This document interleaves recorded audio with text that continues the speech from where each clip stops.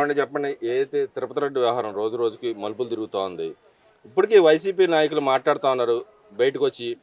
ఇందాపూర్ లడ్డు వ్యవహారం, ఇందాపూర్ నెయ్యి, ఈ హెరిటేజ్ 2 కలిపి కంబైన్ చేశారు. కల్తీ లడ్డు తయారు చేసి ఇచ్చింది హెరిటేజ్ సంస్థ అని చెప్పి పదే పదే చెబుతున్నారు వైసీపీ నాయకులు. దాన్ని ఎలా చూడొచ్చంటే నిజంగానే ఇందాపూర్ హెరిటేజ్ కలిసే ఉన్నాయి అంటారా? సార్ చిన్న లాజిక్ అండి. 19 నుంచి 24 వరకు పవర్లో ఉన్నది ప్రతిపక్షం, గవర్నమెంట్ ఉంది. అప్పుడు ఏం చేస్తున్నారు? అప్పుడు ఏమైంది? ఈ తనిఖీలన్నీ ఏమైనాయి? అప్పుడు రిపోర్టులు రాలేదా? అప్పుడు కమిటీ వేయలేదా? ఎందుకు అప్పటి నుంచి నిద్రపోయి కరెక్ట్గా ఇప్పుడు వచ్చినప్పుడు ఇది హెరిటేజు, ఈ పేర్లు ఆ పేర్లు ఎందుకు ఎత్తటం? నా క్వశ్చన్ ఒకటే అండి. మీరు పవర్లో ఉన్నప్పుడు మీరు ఒక వైట్ పేపర్ తీయొచ్చు కదా. ఒక వైట్ పేపర్ తీసి అసలు ఎక్కడి నుంచి డబ్బు వెళ్తుంది, ఎవరి దగ్గరికి వెళ్తుంది అనేది ఒక చిన్న వైట్ పేపర్ తీసి అందరికీ ఓపెన్గా ట్రాన్స్పరెన్సీగా చేసేయడానికి ప్రాబ్లం ఏంటి?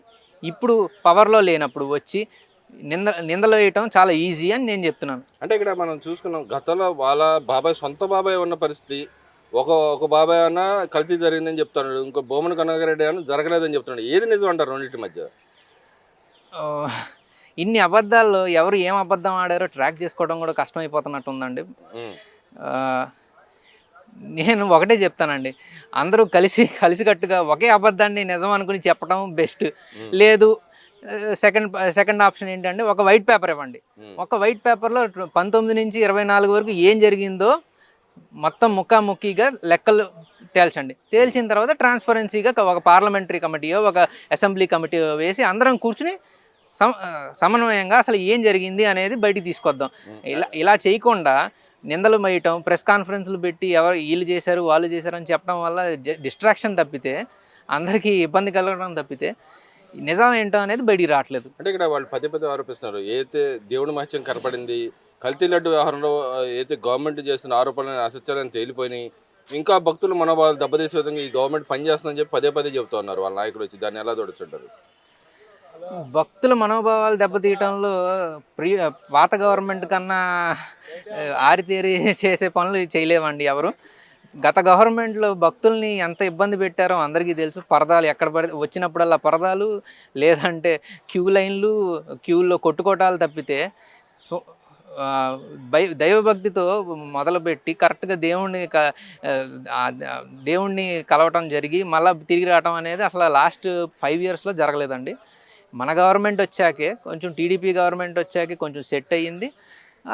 ఈజీగా దర్శనాలు కానీ టికెట్లు కానీ దొరుకుతున్నాయండి. కొంచెం డిస్టర్బెన్స్ ఉండొచ్చు, కానీ అది స్లోగా సర్దుకుంటుంది, ఆటోమేటిక్గా అంతా సెట్ అయిపోతుంది. అంటే ఇక్కడ మనం చూసుకుంటే ఇంకో విషయానికి వస్తే, అయితే జగన్మోహన్ రెడ్డి గారు నిన్న ఆయన నియోజకవర్గంలో నందీశ్వరుడు విగ్రహ ప్రతిష్ఠకి వెళ్ళినప్పుడు యాగక్రతువు నిర్వహించారు. దాంట్లో అసలు మామూలుగానే భార్యాభర్తలతో వెళ్ళి చేయాల్సిన యాగక్రతువును కూడా ఆయన అపహాస్యం చేసే విధంగా చేశాడు. దాంట్లో బాగానే ఆయన వ్యవహరించిన తీరు కూడా భక్తులు మళ్ళీ మనోభావాలు దెబ్బతీసే విధంగా, పక్కన లడ్డు వ్యవహారం నడుస్తుండగా మళ్ళీ అదే తీరు ప్రవర్తించడానికి ఎందుకు అలా చేయాల్సి వస్తుంది అంటారు పదే పదే? మరి ఆ గవర్నమెంట్ ఎలా అయితే అబద్ధాలు చెప్తుందో ఈ విషయంలో భక్తుల మనోభావాలు దెబ్బతీయటంలో పాత గవర్నమెంట్ కన్నా ఇంకా ఎవరు గట్టిగా చేయలేదండి. డైరెక్ట్గా పెద్ద ఎత్తున ఎన్ని హోమాలు చేసినా హోమాలకి కావాల్సిన పద్ధతులు కానీ రిచువల్స్లో ఎలా ఫాలో అవ్వాలనేది వాళ్ళకి అసలు ఐడియా కూడా లేదండి. అంటే ఇక్కడ ఆయన పద్ధతి అంటూ లేకుండా ఇలా పదే పదే దాడి చేయటాన్ని ఎలా దొరుకుతాను? హిందూ సమాజం పక్కన ఆరోపణలు చేస్తాను, ఆయన పక్కన బాబును ఇలా చేయకూడదని చెబుతా ఉన్నా సరే, లడ్డు వ్యవహారం ఇలా జరిగినా నేను చెప్పినా సరే పదే పదే ఇలా ప్రవర్తించడానికి ఎలా దొరుకుతాను అంటారు? అంటే ఒకటండి, పాత గవర్నమెంట్ అనేది మత కలహాలు, కులాల మధ్య కలహాలు కల్పించడం తప్పితే పీస్ఫుల్గా ఏది చేయలేదండి. దేవుడి పటాలు పట్టుకుని అసెంబ్లీలోకి వెళ్ళటాలు అసలు దేశంలోనే ఎప్పుడు అలా జరగలేదండి. ఇది మన ఆంధ్రప్రదేశ్లో ఫస్ట్ టైం అట్లా జరగడం జరిగింది. దేశం అంతా చూస్తుంది, దేశం అంతా సిగ్గుపడింది కూడా. నా ఒపీనియన్ ఒకటేనండి, ఎప్పుడు కులాలు మతాలు అనేది అసలు ఎప్పుడు డిస్కషన్లో రాకూడదు, బయటికి రాకూడదు.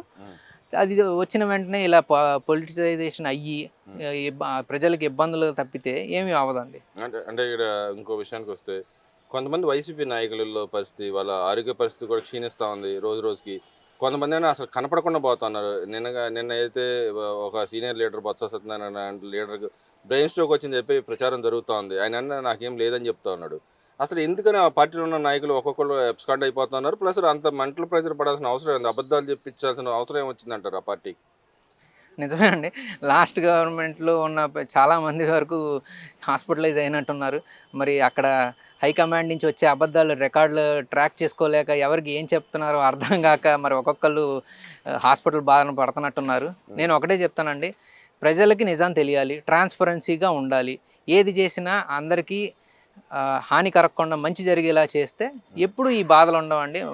ప్రజల మనోభావాలు దెబ్బతీశారు. హ్మ్. దానికి ఎంతో కొంత రిపర్కషన్ రాకుండా ఉండదా అని నేను అంటున్నాను. అదే విధంగా చూస్తుంటే గతంలో ఆరోపణలు చేశారు. ఏదైతే వైసీపీ నాయకులు ఇటు చంద్రబాబు నాయుడు గాని, అటు పవన్ కళ్యాణ్ గాని, ఇటు లోకేష్ గాని ఎళ్తా ఉన్న ట్రిప్పుల గురించి పదే పదే మాట్లాడుతా ఉన్నారు. హెలికాప్టర్ ఖర్చు, వాటి ఖర్చు, వీటి ఖర్చు అంటున్నారు. మరి సాక్షాత్తు జగన్మోహన్ రెడ్డికి పెళ్ళిళ్ళకి ఆటికి ఎళ్ళేటప్పుడు హెలికాప్టర్‌లో ఎళ్తా ఉన్నాడు. ఆయనకి డబ్బులు ఎక్కడి నుంచి వస్తున్నాయి? ఈళ్ళేమన్నా గవర్నమెంట్ సొమ్ము వాడారని ప్రచారం చేస్తున్నారు. మరి ఆయనకి ఎక్కడి నుంచి డబ్బు వస్తుందంటారు? అంత డబ్బు ఏడ్నుంచి నుంచి వస్తుందంటారు? సార్ ఋషికొండ ప్యాలెస్ కట్టిన వాళ్ళు ఈ డిస్కషన్ చేయటం అనేది అసలు ఎంతవరకు కరెక్టో ప్రజలకే తెలియాలండి. హ్మ్. మీరు ఇలా చేసిన తర్వాత బిల్ గేట్స్ లాంటి పెద్ద పెద్ద ఎంటర్‌ప్రెన్యూర్స్ గానీ, బిజినెస్ హెడ్స్ గానీ వరల్డ్‌కి తెలిసిన బిజినెస్ లీడర్స్ వచ్చినప్పుడు వాళ్ళకి ఎంత ఖర్చయింది? వాళ్ళు ఎంత తిన్నారు? ఏం తిన్నారు? ఈ లెక్కలు అడగటం ప్రె ఆంధ్రప్రదేశ్ ఆంధ్రప్రదేశ్ యొక్క పరువు తీయటం తప్పితే హ్మ్. ఎవరికీ ఏమీ రాదండి. ఇట్లాంటి క్వెషన్‌లు అడగటము, హ్మ్. నిలదీయటము. హ్మ్. మీరు నా ఒపీనియన్ ఒకటేనండి.